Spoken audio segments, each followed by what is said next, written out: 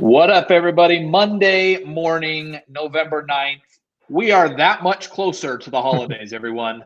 That much closer. And Dean has a really cute dog that has joined us, which always makes these streams way more fun. Don't be surprised if any of my children jump on my lap during this. That can happen. We're excited to be here, and we have a rock star crowd from DeVry University. They're gonna rock your socks today. They're talking all about breaking down barriers to learning.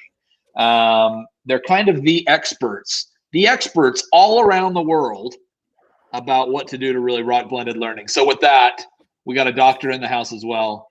Dr. Lynn, Travis, and Dean, I'm handing it over to you. Good luck. Fantastic. Thanks, Mark. So greetings, everyone. My name is Travis Sabrett. I'm going to be kind of guiding the ship here on our approach to blended learning and breaking down those educational barriers to bring multiple modalities together and really kind of begin to break down those barriers to how we engage and interact with our students inside those educational environments. So let me get back. So our agenda today, first, again, we're talking about that blending and how we can start to bring those course experiences together to create that cohesive, engaging experience for our students. We're going to talk about operationalizing this from a large institutional-wide launch perspective, how we can leverage high-impact practices. We're going to showcase how we have done this from our faculty training initiatives to make this actionable for you as well. We're going to look at the classroom technologies that we use to make this successful, and finally wrap this up with talking about how we did the Canvas integration for the batch file integration and make this a reality, and partnering with our backend systems to make this feasible for us. So to kick things off, let me pass it over to Dr. Lynn Burks to get us rolling. Hi, everybody. Thanks for joining us. Welcome. Really appreciate you spending some time with us. As Mark talked about, we've been in this space for over 20 years.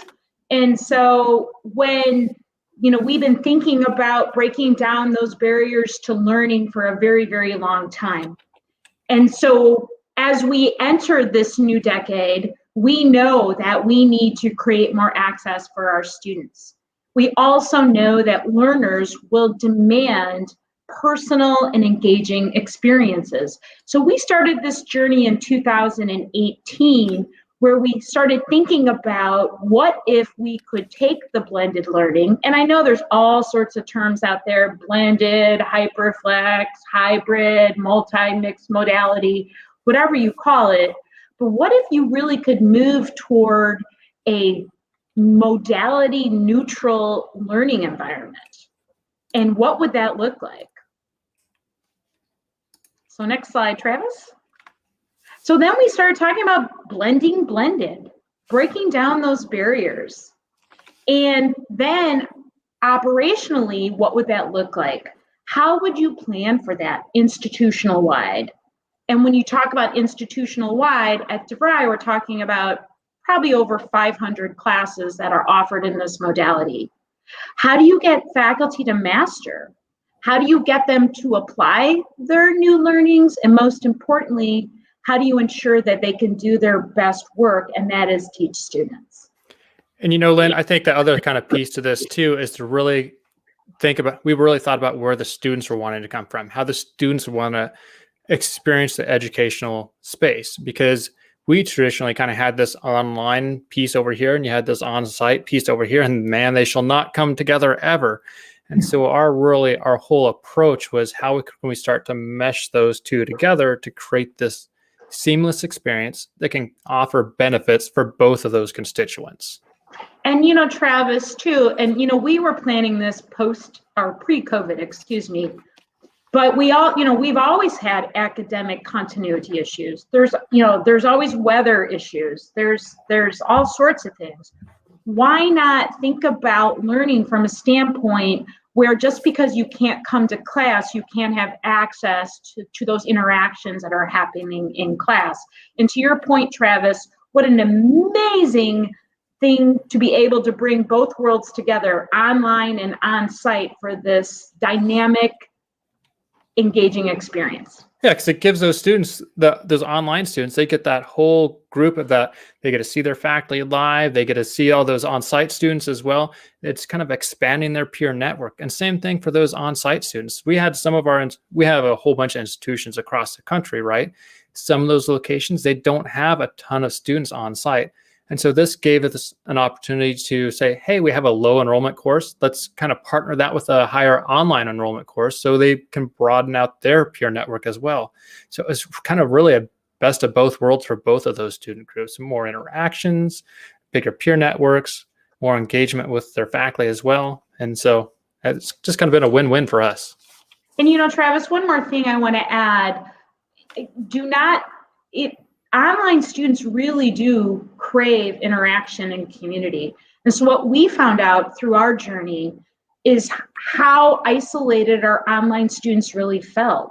So what an amazing choice. And again, it's a choice. If an online student would like to join a live lesson, think about what you're doing for that online student. And struggling students also tend to isolate themselves. And so you're providing additional opportunity for them to have one-on-one direct access, not only with the faculty member, but what you talked about as well, Travis, peers. So what does this look like from an operational standpoint? So how do you mobilize a large migration for adoption? And so the first very important step is to ensure that you create a cross-functional power team.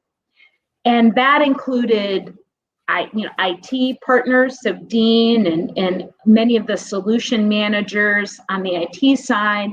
It included our academic partners, and then it also included our student advisors because there's such a big student experience here as well. So bringing together a cross-functional team of growth mindset folks that really could reimagine what these learning experiences could look like. And then I think that's really important right there too. Getting that power team, so to speak, but even more so is the right people on the bus to make those growth mindset experiences happen, right? It's very easy to say, just kind of try to cherry pick like high-end leaders, but our power team kind of went from kind of that top up, whoever kind of had that growth mindset, and we felt could kind of help drive the vision of this as well. Exactly. And so once as the power team as we mobilized our power team, we also started thinking about how best to prepare faculty. And our faculty are dispersed all over the world. And many of them are practitioners in the field. So we had to be very efficient with the type of professional development that we were creating. And lastly, if you're preparing faculty for a mixed modality training, you also want to make sure that that training is mixed modality. And so we were very cognizant to make sure that we modeled exactly the environment that the faculty were going to be expected to teach in. And we went back to our tried and true successful recipe of ensuring faculty are always leading faculty. We also, and this is not typical, I know it's typical in K-12, but it's not typical in higher ed, we wanted to create some simple lesson planning tools for faculty, because you do have to rethink how you're going to present information when you're blending these two student communities together. And finally, we wanted to talk about impactful practices. How do we leverage our Canvas system? How do we leverage all of our partners? How do we leverage technology and teaching engagement tools to be able to create these dynamic, impactful experiences for our students? And so the first thing we did was we created this toolkit. We created the toolkit in Canvas. We train all of our faculty in Canvas, so it's a very familiar environment to them. We wanted to make sure that they understood the expectations of being able to pull these two very unique student communities together. We introduced them to planning tools. We made sure they also were able to leverage our web conferencing tool, which we use WebEx. And we also wanted to make sure that they had space where they could share each other's plans and share each other's experiences as we learn and grew together. And lastly, we made sure they applied their knowledge. We had them create integration notes. How are you going to integrate your learning and these artifacts, these learning artifacts into this new environment? We made sure that they did share each other's lesson plans with each other. And then lastly, once they taught this for the very first session, we had them reflect upon their experiences so they can then figure out what they were going to do as they prepared for their next session. And Lynn, go ahead, Travis. One of the things I kind of relate this back to is I think we've all kind of done that standard CART Diem HR training. It's very much how quickly can I roll through this? How quickly can I check that box that, yep, I've completed it. I got my certification. It's got out the door, right? And so this is kind of the antithesis of that, right? It's that opportunity for engagement, that opportunity for interactions, again, those opportunities to develop a faculty peer network. So as you're going through this, they're feeling their way through this learning modality as well. They get those opportunities to learn and work and collaborate with their peers and also their peer faculty leadership as well, because this is, again, faculty leading faculty through these experiences. Exactly. And then I also want to emphasize, when we did host the trainings, we made sure we had faculty in the room. We made sure we had faculty remote, that were also participating remotely, so we can create that exact experience that they would feel in their classrooms. So I just want to quickly review a very simple course lesson plan that we use, and I want to emphasize simple. As your learning environments become more flexible, it's extremely important that you keep everything very, very simple. We see a lot of institutions that seem to overcomplicate it, or they have it driven by technology. At the end of the day, it's really about teaching and the amazing teaching that happens in all of your classrooms. And so we set up a very, very simple course matrix. And many of you have 15-week semesters, maybe you have 8-week sessions, maybe you have 6-week sessions. However you want to organize this allows you to look at your courses week by week or module to module. What do you want your students to learn in that week or that module? What are you going to, what sort of work are your students going to do independently for that week or that module? What do you want them to do pre-live lesson? And so in our mixed modality environments, the live lesson is what we kind of call the main event. And so having students prepared for that main event is very, very important. And then you have your live lesson. And maybe it's 2 hours, maybe it's 3 hours. In some instances, it's 4 hours. And so you have to carefully plan, sometimes in even 15-minute increments, of what you hope to do for that live lesson. And then lastly, you have your post-class follow-up. You might have assessments that happen. And then you're ensuring that you create fluidity between week to week or module to module. So then I want to hop into the live lesson. So this is a sample agenda of what a live lesson can look like. This is for a public speaking class. And so you can see, as I was saying before, how you can break this up into small chunks. And it's important that you do that, because even you think, oh, I have 3 hours, this is such a long time. Those 3 hours go by really fast. So you want to make sure that you have a introduction, you give time for your students to kind of log in, to get into a quiet space. Travis, something else I didn't mention here when we talked about our training, we also provide a lot of resources to our faculty and our students on what an appropriate learning environment looks like.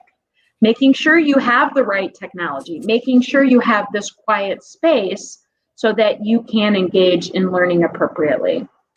Then you start out with a mini lecturette. And then following that lecturette, you have this active learning piece. This is where you bring in the technology. Travis will talk about this in a little bit. Maybe you do a Jamboard, maybe you do a Kahoot quiz, maybe you do a poll, you do some whiteboarding, you do some sharing, you do some breakout rooms, some problem solving. Then you kind of take a break. We make sure that we have breaks. Be very cognizant of your students, of their attention span. Ask them also how they're doing and if they need a break. If you're doing a very long class, you may need multiple breaks. Many of our faculty also have our students move around, stretch. A lot of times too, we have them during breaks, we have them introduce, like Dean, you have a dog behind you. You have a dog, maybe you have many of them, the children, their children are also sharing space with them, or their family members or their friends. It's just a way to also create a more informal environment, creating deeper connection for your student community. Then you come out of your break and you have another mini lecturette. You then follow up that lecturette with another active learning. A lot of our faculty toggle between different technology tools, creating these really interesting experiences. And then lastly, you review what you did, you kind of you tee up that week of what's going to happen that next week or for that next module. And then you have closure. You might want to also have some Q&A. So that is just a sample of agenda of what a 3-hour class could look like. And Lynn, I think this really kind of showcases that push-pull experience, right? And so you kind of pull the students into that engaging piece, then you kind of push them out to engage themselves, and it's kind of that back and forth, that take and give experience. And it kind of meets the students where they are at, kind of where they are socially, emotionally, where our world is at right now from a learner's perspective. Absolutely. And don't be afraid also at the end of the lesson. A lot of our faculty are, they all of these, I forgot to also add, all of these lessons are recorded. So in case you were not able to make the live lesson, you can review that live lesson. A lot of the students may want to review certain parts of a lesson as well, especially if it's material that's highly technical. So having that recorded artifact for your students to also be able to access is also very, very important. We find over 60% of our students not only they'll come to the live lesson, but then they'll also watch the recording as well. And so, that kind of transitioned us into those active learning tools. And so, I like to think of Canvas as, it's kind of like that skeletal structure it provides a base framework for all the institutions, but then you really kind of have to start to layer these other pieces and elements on top of that educational experience to create what best serves your institution. And what I found is the great thing about Canvas is it has a plethora of third-party tools that you can start to layer over the top of it.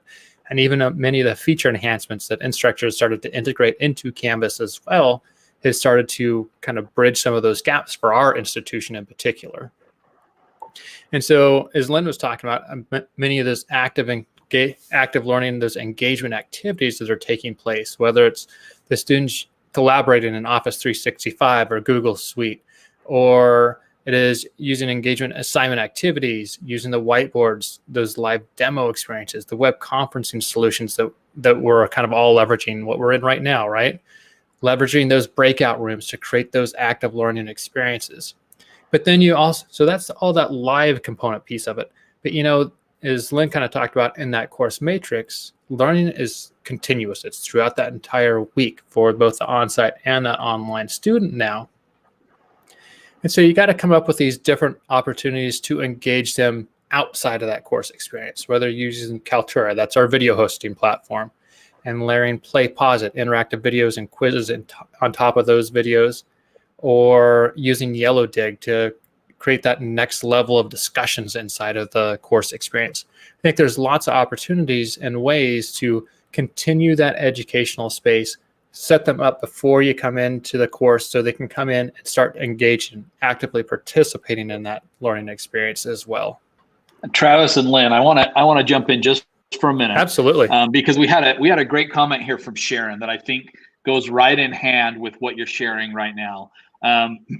Sharon, I believe, is doing some work specifically in K-12, but I think a lot of the principles still apply. So I want to get your thoughts. Let's start with you, Lynn. I would like you to address middle school age students that are virtual and seeing into the physical classroom by teacher cameras, but they're still feeling left out and alone at home.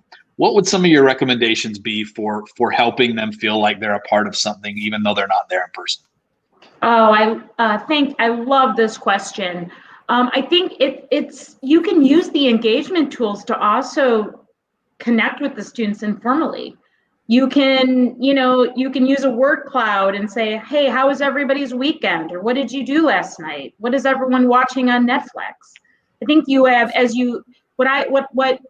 our faculty have always done is they always have the students introduce themselves and they always document, personal things about students as well. And then you can also make sure that you recognize students and you can pull in some of those informal techniques that we use that create student community. You can say, hey, Joe, I've noticed you've been really quiet tonight. How are you doing? I do want Mark, I will say what I have been unbelievably amazed with is how quickly students start caring for each other. When they see the students log on, they'll say, oh, where is Sharon? Where is she? Is she okay? Why isn't she here tonight? So you can also informally connect them, and you can choose or you can go low tech as well. So high tech, low tech, something that we also do, and I think this is really valuable. Thank the students for coming to your live lesson. Thank you so much. And then also send a personal note to those that maybe you thought were withdrawn or didn't attend and say, hey, we missed you. How's everything going? So I think there's ways that you can kind of pull them in that also help them navigate through, because students are going through a lot of challenges right now as well. It's okay to you have to make sure that you also socially, emotionally recognize them and you pull that into your teaching. Lynn, I think that's a great piece right there too, because you have some icebreaker activities like what Lynn talked about. How was your weekend? Meet and greet. You kind of have those pieces and experiences, and many school institutions, all the way from K through 12 through higher education, have all went one-to-one devices now. And so if you do have those one-to-one devices, cross mix some of those student teams during those course experiences. Right? There's no reason to segregate and isolate, hey, who I have right in front of me and who I have virtually. You can use some of these different technologies like the Jamboards and the Kahoot experiences, those kind of interactive quizzes during your live experiences. And I think the biggest thing is to not make it that passive experience, but give both of those student groups opportunities to actively engage in the learning experience. And so they're not sitting there, okay, I've logged in, I'm sitting here on my phone. Yep, I'm surely paying attention kind of thing. But give them something to do during those experiences, which is directly tying back to those learning and engagement activities. And Travis, kind of back what Lynn talked about too, that kind of that push-pull into that mini lecturette, into that active learning piece. Totally. And you nailed it there, Travis. Sharon says specifically. So she's teaching, she's got about 90 students, sixth graders. She says the challenge of not blocking everything else they're looking at that distracts them, which, Travis, you nailed it right on the head. That's what we fear happens so often. Great comment here from our friend Lori Ann. Lori Ann is actually famous. If you guys were part of CanvasCon this year, she was on the main stage from out in Broward. Says, I think the follow-up message in asking how the student is doing is super important. That extra step will help the student to feel included and valued. So important. Absolutely. Yes, absolutely. And you don't have, in this environment now, you no longer have their undivided attention. They're at home, they have distractions, they may have other siblings and pets. As you all saw, I had my one little dog up here earlier. It's difficult. I have a friend that I've known since high school. He teaches second grade and his wife teaches first grade, and they're both virtual. And it's extremely challenging for them as well. I mean, I can understand how difficult it is with 6th graders, but even more so with 1st and 2nd graders to try to keep their attention and to make progress through some form of curriculum that actually, enhances their learning experience. Yep. Totally. And as even students migrate through. Oh, go ahead, Travis. Sorry. I was going to say, even coming back in for that K through 12 experience and starting to gamify the course experience a little bit, right? So we explored Yellow Dig as a tool, and that was a great opportunity to kind of gamify your discussions and get more engagement inside of that course experience. So just even thought processes like that to get that personal investment of the student into that. Yeah, and Mark, you said something really important. No doubt the faculty member has now become the most trusted voice. You all have to realize I know you know this, but how important your role is. You may be that only connection between that student in the university or that student in the school. And we have been working for years as well on just building student resilience and the importance of every single communication. You're not only there to guide them with the content, but you really are there to ensure that they're set up for success and they can be successful as they navigate through these challenging times that are extremely challenging. Totally. Yep. And I think this kind of segues directly into our next slide here, because we've traditionally had you have this virtual attendee and you have this on-site attendee, and let's not bring them together, right?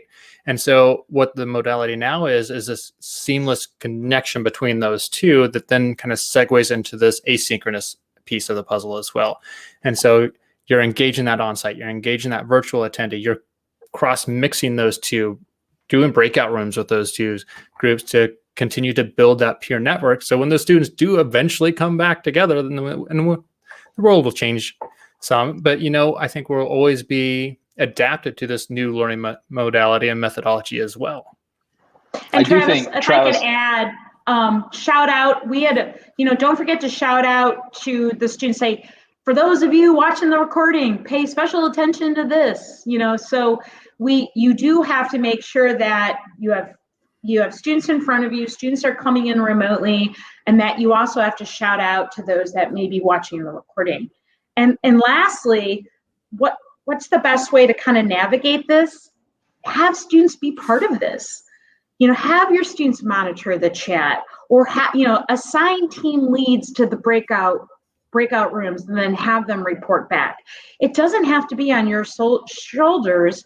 Engage the students in the process, and they also will be very engaged, and that's also very empowering. So I'm sorry, Mark, I didn't mean to cut you off. No problem at all. I think that so much of this, as Lynn and Dean and Travis have shared some fantastic ideas, so much of it comes back to making sure that we're empowering that human connection. And there's a quote that I love that I think makes a lot of sense to share right here, that says, never underestimate the empowering effect of human connection. All you need is that one person who understands you completely, believes in you, and makes you feel loved for what you are, to enable you to unfold the miraculous you. That's what these incredible educators are doing.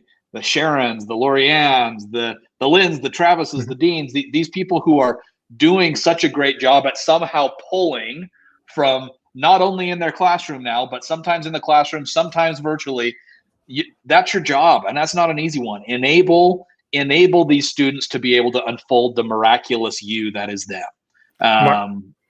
Mark, I think that segues. Lynn and I just did a talk at EDUCAUSE, and it segues exactly into this. The concept of student mattering, right? And how you can bring value to that individual student, bring that personal investment into that educational experience, and kind of drive them into it. I think that's truly powerful and impactful for the students as well. Yeah, and we are seeing, Mark, I am seeing some of the most amazing teaching that I've ever seen. And I know we're all remote, but it almost feels like many of our faculty will say they feel more connected to their students than ever. And, it's just, it has been absolutely remarkable to see, again, I'm seeing some of the best teaching I've ever seen in my whole tenure of higher education. Totally. I've had since March when we started these live streams, and we've probably done, it's got to be close to 150 of them now. It's been special to see these people from all over, and to engage with them on an almost daily basis, to see just the incredible things that they're doing. Sharon brings up a good point. Sometimes people forget that this is a huge paradigm shift for the teachers as well. It's not just the students. So keep it up. It's not easy. Remember that you are more than enough, and you're doing really great stuff. Yeah. And remember, one of the things I noticed with the friends I was talking about just a few minutes ago is that administration is still trying to get a handle on it in these districts. So I know that that's very, very difficult, especially for you K through 12 teachers, that things change every week. You think you might have a beat on something, and then some new rule comes down from administration. Now you have to change it.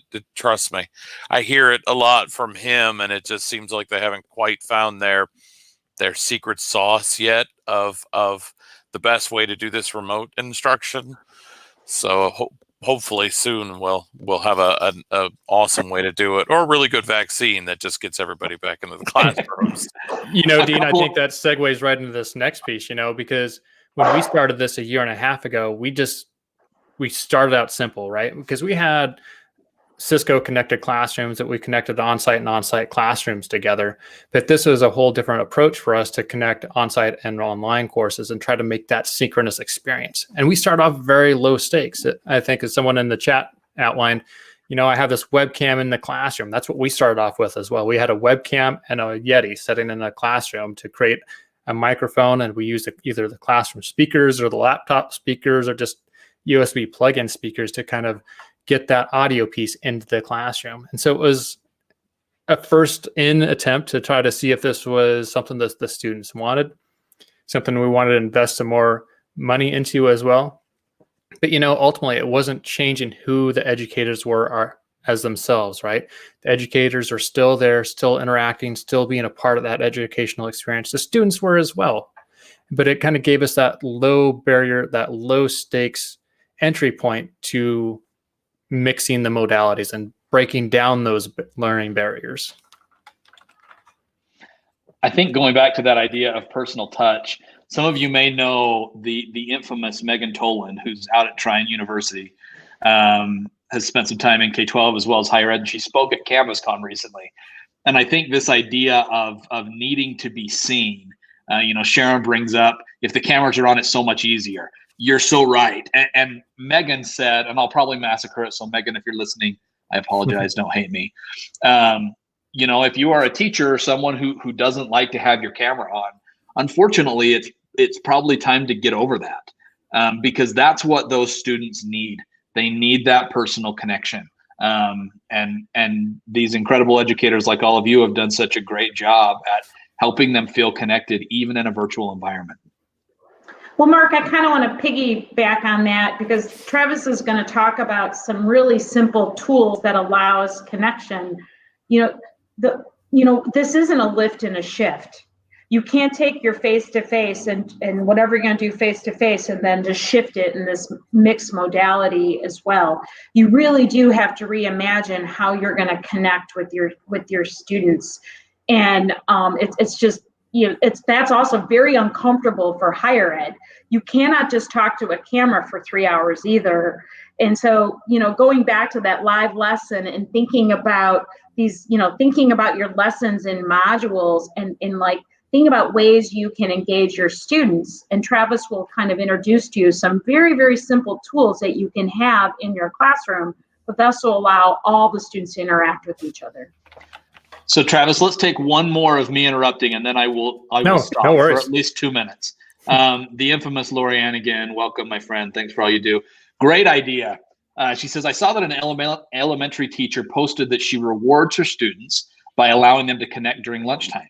She signs into her Zoom team session muted and allows students to connect with each other over lunch. Free time to connect virtually. Great examples of building community among students regardless of location. I love that, Lorianne. Love it, love it, love it. That's awesome. And in a higher ed situation, I do something similar. I call it after hours with Dr. Burks. So, I teach economics. What a great time to teach economics. We go through all of the content, and then I shut down the recording, and I said, all right, what's on your mind? And it's after hours. And Mark, sometimes I'll have students that'll stay around for an hour and a half. I'll be like, okay, I got to go to bed. But just creating those experiences where students can feel that informally that they connect, whatever it is, either in K-12 or higher ed, is super important. Never underestimate the empowering effect of human connection. Pretty powerful stuff. Okay, Travis, I am leaving for a minute, because if not, I'll keep talking. No, there's nothing wrong with that. That's what the whole point of this is, right? To have those 360 conversations of where we're going, where we need to go, and this theory crafting. We don't have the best end-all be-all solution. It's always a continual evolution. I think that's what education is, right? So the more we can cross collaborate, I think the better. And so where we kind of went was actually we went to a more refined approach. We actually have what's called an OWL 360. It's kind of like that bottle can kind of thing sitting on the podium here. It's attached to a long USB cable. It can be set kind of out in the classroom space, kept right up there on the lectern. But what this solution is a simple USB. Faculty just plug it into their laptop. It's a 360 microphone, 360 camera on the very top, and then a speaker. So it's kind of this all-in-one little capsule device. So everyone in that classroom space can then be on camera. They can connect better to that virtual attendee as well. They can hear, they can see, they can cross-communicate with those groups as well. We have projectors in our classrooms as well, just simple projectors. And one of the projectors, we kind of put that WebEx solution up there. And so that everything that's on the screen share goes right up there as well. So the participants inside that classroom can engage, see those other ones on the camera, have that face-to-face connection, even if they're not actively in that same educational space. They are virtually. And then we have these low barrier entry. They're Huion annotation devices. It's actually primarily intended more kind of like a Wacom, a graphic design tablet. But these work very great for doing that annotation piece where it live streams back over to, we use WebEx for our solution so that the remote participants can see it. The on-site students can see it. The recording students can see all this annotation device, see it very clear, and whatever is taking place in that course experience. Yeah, just to add, what was very important to us as well for the students is the tracking. And so if a student has a question, the OWL will track and the camera will go on the student. And that just makes a very engaging, seamless experience, not only for the students in the room, but also for those that are joining remotely. Yep. And this was a step up price, right? Because especially just from like a $30 webcam, $60 webcam, these were relatively expensive, but they were like nowhere in the ballpark of having to like come in and install a Cisco classroom inside of these spaces, inside of all of our spaces, because we literally went over the course of, was it 2 sessions or something like that? That'd be like 16 weeks for us. Maybe it was 3 sessions, 24 weeks. Went to rolling this out to 400 to 500 course sections every single session. And so we threw this in a whole slew of our classrooms across our institution. Yeah, and we wanted to make sure when a faculty member walked into their classroom that it was simple for them, that there wasn't a lot of course setup that they had to do. So it really creates a very sophisticated experience with very, very simple tools. And these aren't the only, they're also, we encourage all faculty to use tools that they're really comfortable with as well. So if they like the iPads or they, a lot of things can be done on our phones, we encourage them to use devices that they're comfortable with because they'll have an easier time adapting and using.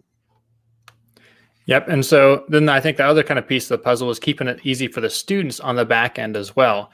And so straight into Canvas, again, we had a DeVry WebEx integration. It comes straight up. We send all of our students to this one centralized location. So there's no sending schedules. There's no reminders. None of that really has to be done. It's just directing the students back into the DeVry WebEx. They see their schedule of when to join, what's available coming up. They can come back in. They can see all the event recordings in one centralized location. No distributing of this content. They can as a faculty standpoint, you can come back in, you can look at that event attendance. So some of these back-end logistical pieces were kind of all taken care of very easily and straightforward for us from an end user, the student perspective, and also the faculty perspective, and the administrative perspective as well, kind of tracking the functionality as we were piloting and kind of ramping this up throughout our institution. We were able to kind of track to see how effective it was for our students and keep that seamless experience front and foremost. Yeah, Travis is going to show you our WebEx is actually integrated into our Canvas instance. So he's going to show you what that looks like.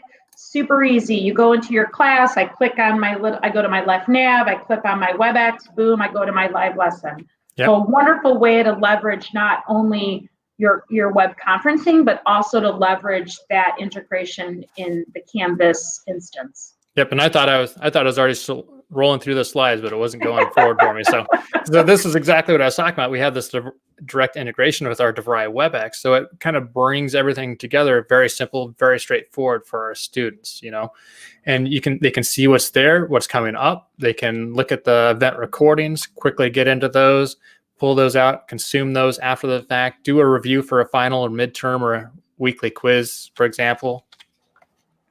You can come back into the web conferencing integration, and you can look at the event attendance as well from a faculty perspective, and kind of get an idea of how long, who joined, and what they were doing inside of that experience. So it's very simple, very straightforward, but that's keeps it simple and straightforward for the faculty and the students. So it's ease of operation, right? So.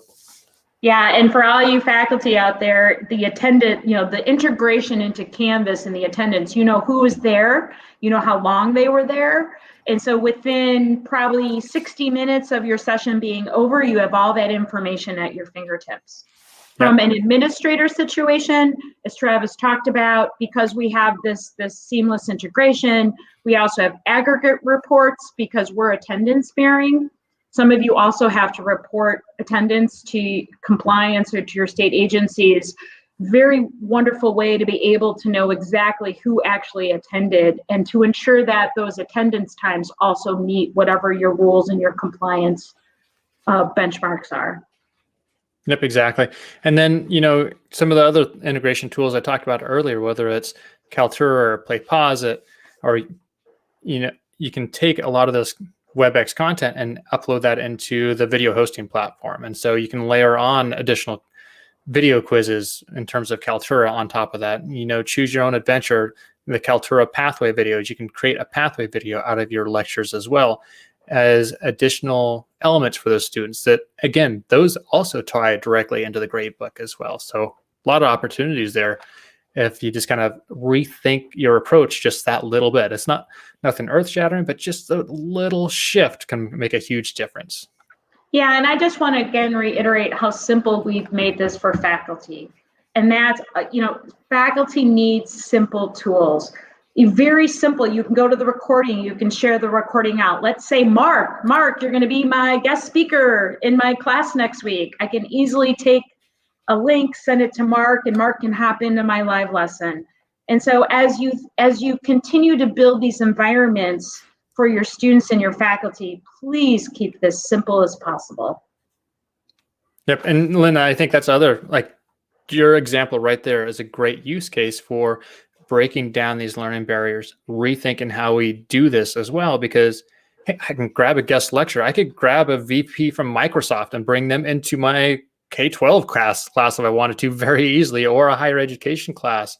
Or, I have this other colleague that's been working in this specific topic for a long time in terms of maybe electrical engineering or, even just a basic science background. It's very easy to bring them seamlessly into those educational experiences as well for both on-site and that online constituent. Absolutely. So Mark, before we kind of shift gears over into the Canvas REST API integration, do you have any other kind of questions for us on these topics? I don't have any other questions here. Lorianne is, of course, asking. Some of you may have seen that we announced we had a big announcement about Microsoft Teams at CanvasCon that we're pretty excited about. And Lorianne, I don't know the answer to that. Feel free to shoot me a note, though. So yeah, let's keep going. Okay, so kind of next we're going to hand this over to Dean Hollick, talk a little bit more about the batch file integration into Canvas. Hi, everybody. So my piece was specifically around the automation of this new modality. So we have a new modality, which is now causing us to use cross-listing heavily in Canvas. Prior to adding on live, we only used cross-listing of courses within the Canvas system sporadically, and generally it was mostly on request. A faculty member wanted to have this class cross-listed with another class that they were teaching of the same type. We would go in and take those requests as they came in individually and just cross-list them. Where this is significantly larger. Like actually, Dr. Burke said earlier, we're now well over 500 courses. So we're over 250 sets of cross-listed courses. And when we initially started to roll this modality out, we started smaller, just like anything else, because we kind of need to find our feet on it as we move forward. So it was not a huge deal that we were managing the course connections and cross-listing manually. But as we continued to grow over the subsequent sessions, manually was obviously growing faster than we could handle. We needed it to be part of our automation. We already had automation in place. We used Banner as a student information system, and we put automation in place years ago. If anybody was at InstructureCon a couple of years ago, I actually did a presentation of our specific automation in our batch file process.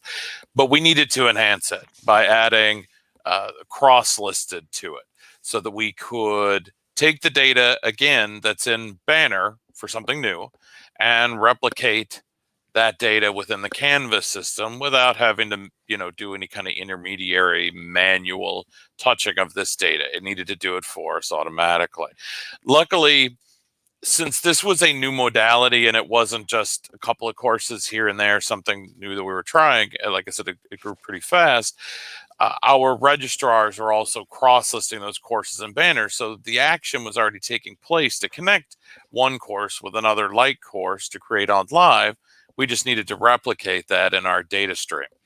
So we added the new cross-listing file to our total files. We also have, users and courses and enrollments and stuff, that kind of the basic flavors of batch file integration. And we added the one more, and it started to extract the data from Banner based on the cross-listing activity that was happening there. So that's easy enough. You can take one course, another course. You'll see when we get to the next slide, but we're not there yet, that the actual cross-list Canvas file is pretty small. It only has a couple of fields. But one of the things that we had to be mindful for and that we had to compensate for were, how do we handle certain situations as they come across naturally within our organization, such as we have two courses, we cross-list them. And prior to the start of our up and coming session, one or both get canceled for whatever reason, doesn't matter. Those are easy enough, but that needs to be representative in the data that is being fed to the system. So if they're created, what happens? What happens if one of the courses cancels after the start of the session? Then what do? You have to be extremely mindful, because remember, your data and your student data activity lives at the course level, whereas the enrollment lives at the section level within the Canvas system. And if you were to cancel a course after it started, even if it was only a couple of days, and let's say the original section moved back to its original parent course and essentially gets uncross-listed, you've now disconnected students from possible activity that they may have had at the beginning. So that wouldn't be the best way to handle that situation. And we mapped out all of these particular scenarios that we've seen happen in our organization, and we did a pretty darn good job, because we didn't have to go back later. I think we actually did for one thing, I can't remember, it was very, very small, and accommodate for that, but we were able to catch 99% of all these situations even before we went live with the automation.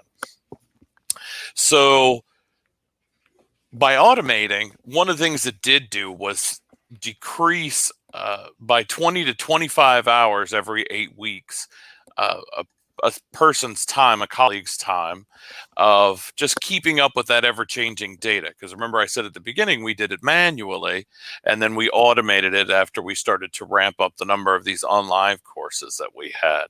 And automation and decreasing all that manual work that somebody or a couple of somebodies has to do is definitely a goal on my side, being the solutions manager for our Canvas LMS system here at DeVry. I don't like to see a lot of people doing busy work and having to create files and manually copy paste data or delete data or whatever the case needs to be to do this stuff manually. I automate at every corner that I possibly can so that all of this can happen 24/7 and outside of the responsibility of one individual or another within the organization. Yeah, because like Dean, for example, like heaven help us if the one or two of us that are that can do this are gone, right? Because then what happens, especially our courses are kind of set up. We have 2 weeks of preview week, so students can kind of get in early before the classes even start, before rosters are even finalized from our standpoint. Get in, do some initial postings in the ungraded stuff. We have some introductions and those kind of things so they can get in and interact. Mm-hmm. And so. Yeah, and then Dean, can you talk a little bit? What I also love is Dean is he's really the foundation that has made this all work. Our faculty wanted to know who their online students were and who their on-site students were. And so we also were able to create lists because, it is possible that you may want to communicate to one a little bit differently. So yes. Dean was able to also provide a window. So I know, I have these 90 students that are online. And so maybe I want to tell them something a little different than my on-site students. And so that was also a very nice improvement that we were able to make in our Canvas instance. Yeah, after we went live, because it was pretty obvious when a professor would be in their course and go into the people area, they would see, their list of students. And there was nothing there that indicated, oh, these students are online and these students are on site. Other than, I guess, when the professor showed up to the physical classroom, there's your faces that are there arriving. So we made a small modification to the naming structure of the data within Canvas. So it calls out in the people area of every Canvas course, which students are online, which students are on site. And it seems relatively small. The change to the actual data was because we had that information in the banner system, so it was easy enough to just sort of pluck it out of the air and place it into the output of our batch files. However, there were downstream ripples that we had to compensate for at the beginning because the section naming structure was dependent on other third-party tools. You remember what Travis was saying earlier about Canvas being a great foundational product, but layering in third-party tools that meet your organization's technological needs as far as how you deliver classes and the features and functions for faculty, students, or administrators is necessary, but a lot of them are dependent when you set them up on how you name things within the system. So it wasn't just as simple as adding some additional text to the section name so that our professors could see the difference between online and on-site students. We had to make modifications and work with a couple of our third-party vendors so that when we made this text change, it didn't break other things within our system. Right. So there are a lot of downstream effects depending on how heavy your Canvas LMS is configured. And ours is extremely, we have a lot of third-party tools.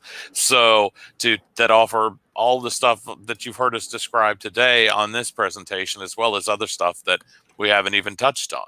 So just be mindful. Well, I think, Dean, I would attest to, even in our K-12 colleagues that are joining us today, they may have students that have, they may have these mixed modality. They may have students that are remote, or maybe they're going to be temporarily remote, or maybe these folks will come in, these students will come in. So it's just a nice way if you do need to be able to, group your students by their modality, that we were able to also problem solve that. And so here's kind of that quick, I just grabbed it from our Canvas instance too, kind of showcasing what we just did to kind of begin to hop into the people's page and just begin to annotate that from a front-end user standpoint. Yeah. And so when the faculty are coming in here, I kind of cropped off all the student PII information, but then the faculty come in, they can see the different students and from the different sections of CRNs. And so they have online, on-site. And so they can reach out to those individual student constituents if they need to as well. It also helped them a lot, pre-pandemic, to know which students are supposed to be attending the physical class every week and which ones are not. So they have access to rosters from other areas, but anything that keeps our professors from having to, okay, now they got to go over here and open this and click that, when we knew we could just provide it right there in Canvas where they're always in and looking around. So, again, like I mentioned before, to manage the cross-listing activity, we added a whole new file to our automated integration, which, by the way, I don't know if I mentioned this before, but it runs every 2 hours, 24/7, 365. And it's also where our users and courses and enrollments and such, that data is coming across, but we needed this new one. So we added this new file type for cross-listing, and as you can see on the right-hand side, it only has 3 columns. It's very easy. It's literally just the course and which course you're going to cross-list it with, and then the status. Just those 3 things. So one of the other kind of finite things that we had to look at here was also how this fed into the system, because our batch files also provide course deletes, enrollment deletes, and things of this nature. So we had to place it in the right order. Once every 2 hours, we bundle all the files and send them to Canvas occurs. So we put cross-listing at the end, so it's processed last. That way it doesn't interfere with anything else within the batch file run process. One of the other things, and we learned this years ago, especially when we migrated to Canvas, is test every scenario. Remember, I mentioned earlier that what do we do if a cross-list class cancels prior to start a session or even after? We tested all of these to make sure that this action gave us this reaction, and that we knew once it was folded into our automated batch process that it would behave the way that we wanted to. No surprises. There's last thing you want is surprises in your batch file process, because that's what directly feeds Canvas. That's what stands or falls your LMS, is making sure you have all that foundational data, and in a timely fashion as well, which is why we run it every 2 hours. So Dean, can you talk a little bit about how long it took for this batch file integration to kind of iron out the kinks, get worked out of it, and to be kind of that production level integration? The cross-listing ad or the whole thing? Yeah, the cross-listing ad. Okay, I figured that's what you were saying. It took us, actually, it didn't take us as long as anyone might think. It took about 3 weeks, 4 weeks, because I already had it in my mind's eye how I wanted it to behave. I've been in LMS management for quite some time. I've been here at DeVry for 6 years, and then I spent 7 years prior to that at Blackboard in the consulting department. So batch file integrations and LMS management is something I've been part of for quite some time, almost 13 years now. So I already knew, but one of the things that I always do, that I'm a main stickler on everything, not just the integration, because all of Canvas is my responsibility, is that I document everything. So I have a large requirements document that literally on virtual paper maps out how the integration works. It maps out field testing scenarios and behaviors. When does this file start to go to the system? When does that file start to go to the system? And then, because I'm not the individual who has the skill to modify our existing code to add all of this, but I essentially write the recipe and then I hand it over to that colleague, and he adds the additional code to the integration, and then we test it obviously in a test area, so that it doesn't impact production. But altogether, it took about 3 weeks, and that includes testing. Did you guys have to connect with Instructure at all to get any of this accomplished as well? No, we pretty much just did it all on our own. I may have asked a question or two throughout the whole thing, but they weren't part of the project as we met continually to discuss and test and map things out.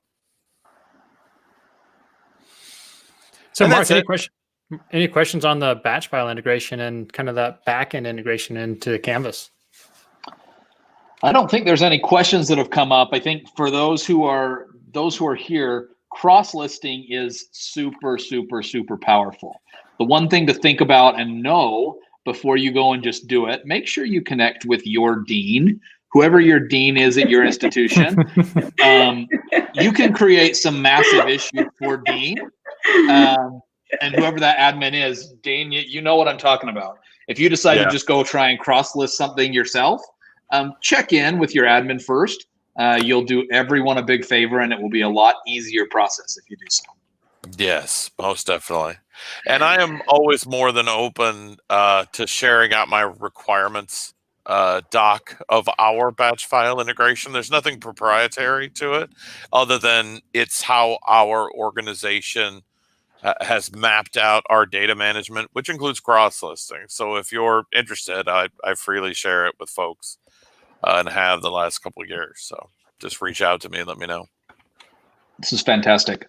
Travis, Lynn, do you guys want to wrap it up for us? Sure. So we've provided hopefully you've been able to see kind of 3 ways we've approached this: the andragogical or the pedagogical way, how we've come in and supported faculty and they've mastered this instance. Travis shared with you the key technologies that allow you to bring these 2 communities together. And then Dean spent the last 10 minutes talking about, making sure that you have that foundation there. So we know that it's a lot. So we know we threw a lot at you. But I think at the end of the day, I've said this many, many times, just keep it as simple as possible. And do not be, we were able to, when COVID hit, we've kind of, if you've noticed, we really haven't talked about COVID. When COVID hit in March 12th specifically, when we had to close all of our campuses, it took us 3 days to pivot. So Mark, we did a lot of work in 2018 and 2019 for us to be able to pivot remotely seamlessly in 3 days. So do not be afraid to ensure that your faculty master. All of our faculty have to be able to apply and show that they've mastered their environment before we put them in front of students. We think that's really important. And then I'm gonna turn it over to Dean and Travis, because this is a process. It's a living, learning process that we continue to that evolves over time. Yes. So I just want to, from the bottom of my heart, I just want to thank all of you and everything that everyone has done. I think we've made, for us that's been in this space for a very long time, we've seen organizations have to pivot very, very quickly. And I just want to make sure I shout out all to you and just thank you all for everything that you're doing for students across this country, P through 16. Yeah, it's been a quick and rough transition for many, and it's been, just got to start somewhere. I think is a big message that we really want to send is start simple, start with something basic, and start to build that out over time. Start small. Yeah, Dean, start small, and then start to add other layers onto that puzzle. Right? Yes, you will find that very quickly. Your small start will turn into a big change. But just don't look and have that mental picture for that end goal, but don't let that stop you from just starting something, right? That's so often people look at that end picture and like, oh my gosh, how am I ever going to get there, right? But baby steps, start going some direction, and you might have some falters, you might have some backtracks, but ultimately you're marching forward. And don't be afraid to fail. Yep, exactly. You learn a lot when you fail, and then you modify and you move forward. Mm-hmm. I'm just grateful. I'm grateful for DeVry University. I'm grateful for Lynn, Travis, and Dean. And I'm also grateful that Dean has changed from the dark side to Canvas LMS. And you know what I'm talking about. You know what I'm talking about. I couldn't not take the opportunity to call that out. We're just excited to have him over here in the Canvas family now. What a pleasure it's been to have these rock stars with us. Some of the leaders in the nation of people who are doing this blended learning thing right. You'll see that they took a very small amount of time to be able to really be ready for COVID, and that's because this is something they've been putting in place well before COVID hit. And we're just excited to associate with them. They're doing great stuff. If you have any questions for them, hit them up. There's their info. Don't do it too much, because I don't want Travis and Dean to send me notes back saying, Mark, we didn't know we were going to get 5,000 emails about how we set it up. But they're super willing to help. They are big time leaders in the EdTech space, and we're thankful for them. Big thanks to everybody who joined us today. We are back on Wednesday. We're taking a day off tomorrow, believe it or not, off from the live streams. But tomorrow, Wednesday, is going to be a pretty fun session for any of you that are thinking and rethinking page design. The title of that one is Rethinking Page Design, Your Gateway to Learning. We're going to have 3 of our incredible instructional designers from Instructure that are going to be on and talking all about this cool stuff. So we'll be back on Wednesday. I wish I wasn't stuck in meetings. Sharon says rest. I wish. I'm stuck in meetings all day. But rest sounds good. Thank you, DeVry University. Thank you, Lynn. Thank you, Dean. Thank you, Travis, and everyone. We'll see you again on Wednesday. Thanks, everyone. Have a great day. Bye, everybody. Thanks. Bye, everyone.